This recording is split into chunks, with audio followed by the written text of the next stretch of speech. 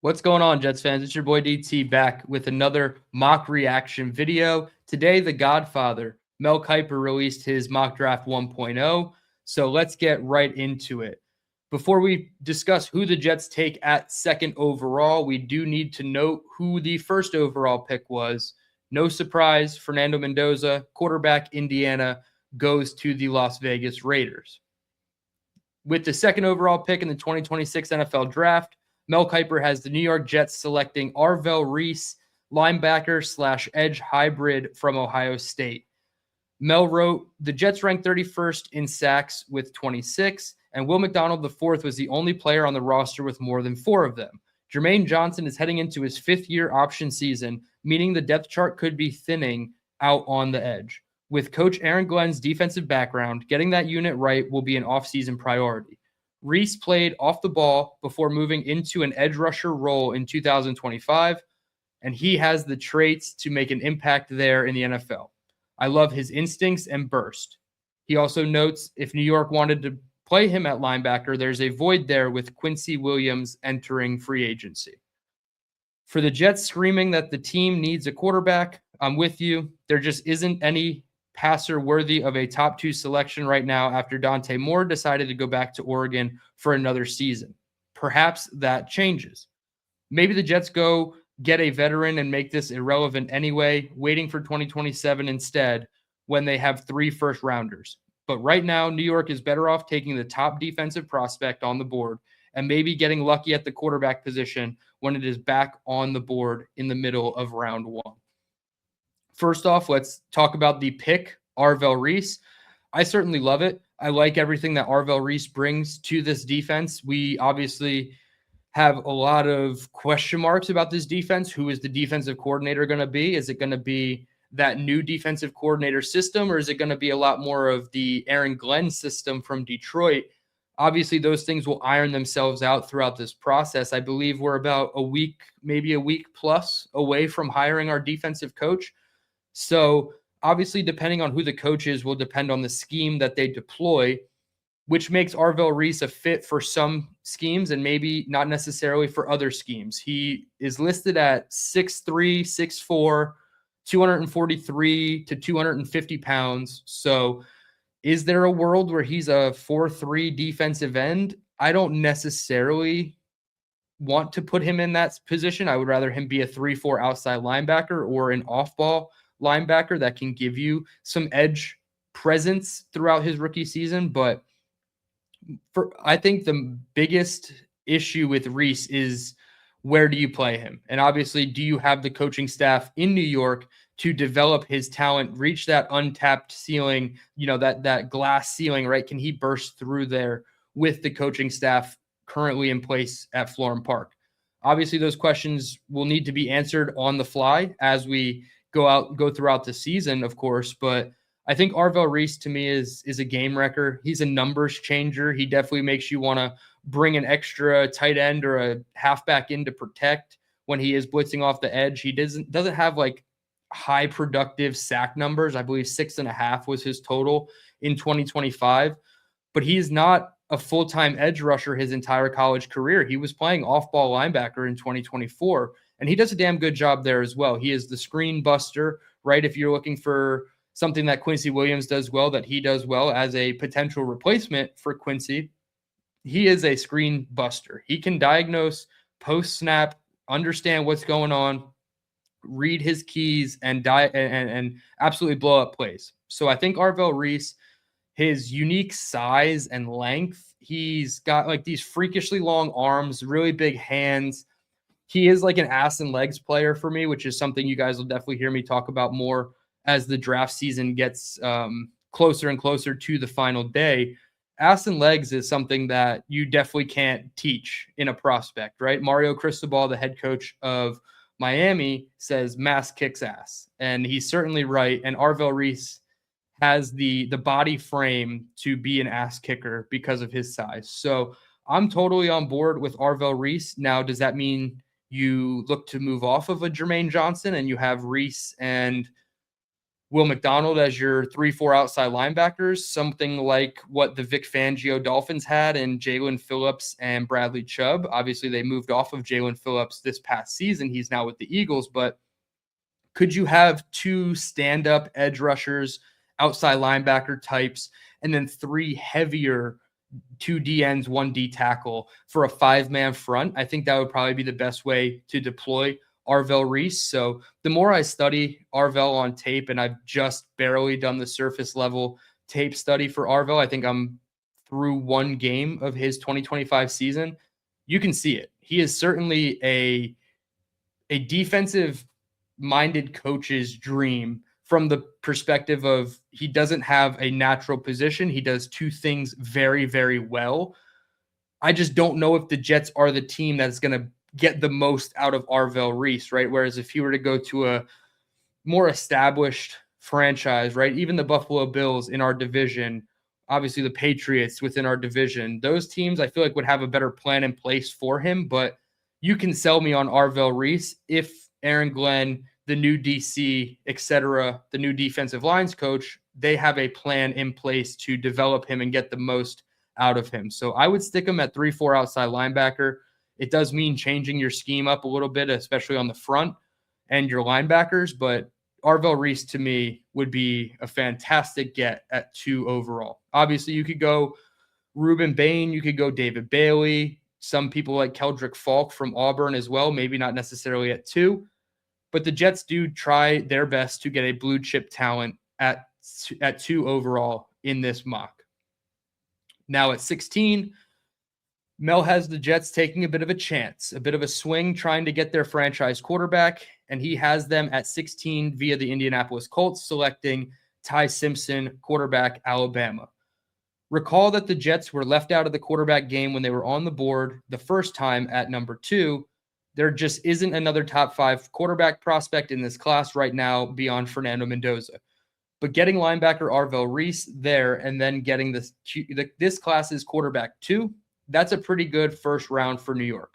Let's be clear, though. I do have some concerns about Simpson. He has 15 career starts, which means this pick would come with a lot of risk. That's just not enough game experience. We also can't ignore his dip in performance in the second half of the 2025 season. But there's also no questioning his upside. Simpson has a good pocket presence, and he fired 28 touchdown passes and only 5 interceptions this past season. If the Jets can surround him with talent on offense and develop him, he has a high ceiling. Obviously, the last part is very important. We've talked about it a ton on this channel. I love that other channels are already starting to talk about it. Dummy-proofing the offense for a young quarterback. That does not mean water down the system and make it easy for him to digest. No, that means surround him with a ton of talent, both on and off the field, player personnel, staff personnel, both included, with a developmental plan in place for Ty Simpson. So you're asking a lot of this coaching staff, the front office, everybody involved in this pick to hit the ground running with him in terms of his development. I've said it for a long time. You don't want Ty Simpson or really even Dante Moore before he returned to Oregon to be your outright week 1 starter their rookie season. You want to put a veteran in front of them so that they can have a maturation process throughout their rookie season, and maybe down the back half of the season in 2026, you get a couple starts out of Ty Simpson. So that's the mindset I think everybody should be operating with if you are going to go with a quarterback this high, because 15 starts is not enough for Ty Simpson to just come into the NFL and be the guy. So I'm fully on board with this pick if I was making the selection personally. Now, for the Jets, with all of the question marks about this quarterback class versus next quarterback class, who's going to be the primary guy in his ear, Tanner Engstrand, obviously being the offensive coordinator. They don't have a quarterback coach that inspires a ton of confidence in Charles London. Maybe that changes. Ty Simpson, though, from a personal perspective, just as they prospect, he really has a lot of things that you like that can translate to Sunday football. His pocket presence is great. His feel for the pocket. He doesn't necessarily have to look down at the rush. He can feel it and move accordingly in the pocket. He throws with a ton of arm strength and a mix of arm talent. He has a little bit of both. I say it leans more towards arm strength and his accuracy does have some issues, but I would totally be okay with this pick at 16. This is where you want to take your shot at a franchise quarterback. I don't think at 2 necessarily is the best spot to do it. So 16 gives you a little bit of a buffer. It's like, hey, we didn't have any first round players left on our board, but Ty Simpson was the next closest thing, right? There's no wide receivers left on the board unless you want to reach for maybe a Denzel Boston. All of the other defensive blue chip players were gone. Caleb Downs, all of the other edge rushers were gone, including Keldrick Falk in this mock. You also don't have a Sonny Styles left on the board, and you don't have Jeremiah Love on the board in this spot based on how Mel mocked it. So I would be okay with the swing on Ty Simpson. I understand fans across the board aren't going to be aligned in that thinking, but if you were to sign a Kirk Cousins in free agency and then you go get Ty Simpson, that's a very much improved, revamped quarterback room as opposed to last season where you had the 32nd out of 32 quarterback rooms in the league with Fields, Taylor, and Cook. So I'm okay with the swing here of Ty Simpson. Obviously, I want to see what 33 and 44 would bring the Jets to see the whole picture of their top premium picks, but I'm totally okay with Ty Simpson here. We have a clip from Mel talking about the Ty Simpson pick and why he made it for the Jets. 23 years of age. His father's a coach. Nick Saban's there with him, advising him. So he had heard first round. You think about Ty Simpson. Like I said, he could have been top 5. He would have continued through. Offensive line let him down. Ryan Williams didn't have the year expected. He had no running game, okay? Ty Simpson obviously goes to a team that you say, can they screw it up? Can they affect? Hey, let him sit for a little bit. He's only has 15 starts. But again, put a little weight on that frame. This kid's so competitive. He won't let a play die. He fights to the bitter end a little too much. He'll figure that out. Ty Simpson, like I said, at this point at 16, we were talking top 5 back in October. I think would make sense for the New York Jets or the Steelers or the Rams late first round. Or the Colts. Said we stay where we're great.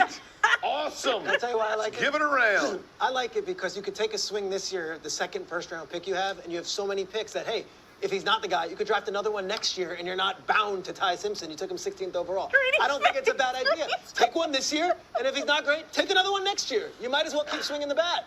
Hey, look, why not? I mean, we have a different quarterback every year. We have a different coach every year.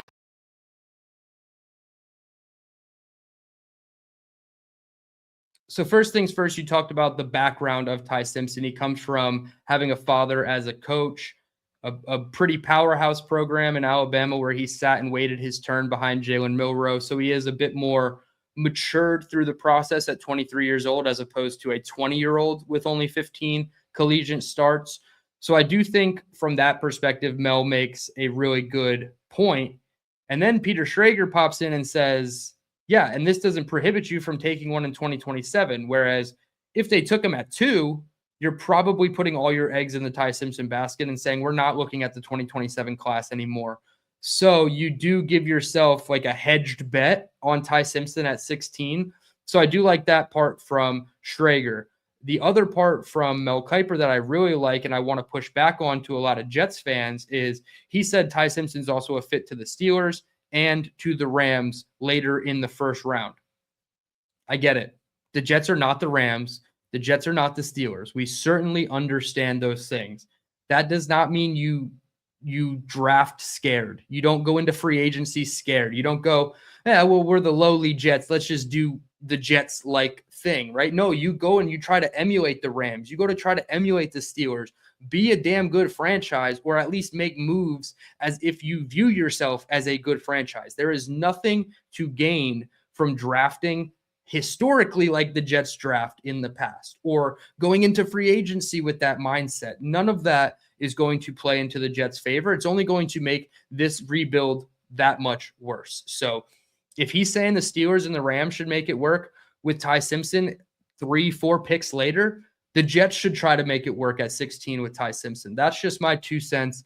I understand we're not a good franchise. We are the Jets, but you can't live like the Jets if you want to be somebody other than the Jets, right? That's my whole thing there. So across the board in that video, I liked what he said about Ty Simpson's background. I like what Schrager added about adding a new quarterback in 27. much to the chagrin of Mike Greenberg, who thinks we're going to have a new coach and quarterback every year. That's the point, Mike. You have to keep trying. If you don't have them, you have to keep trying. Obviously, we know the coach is going to come back.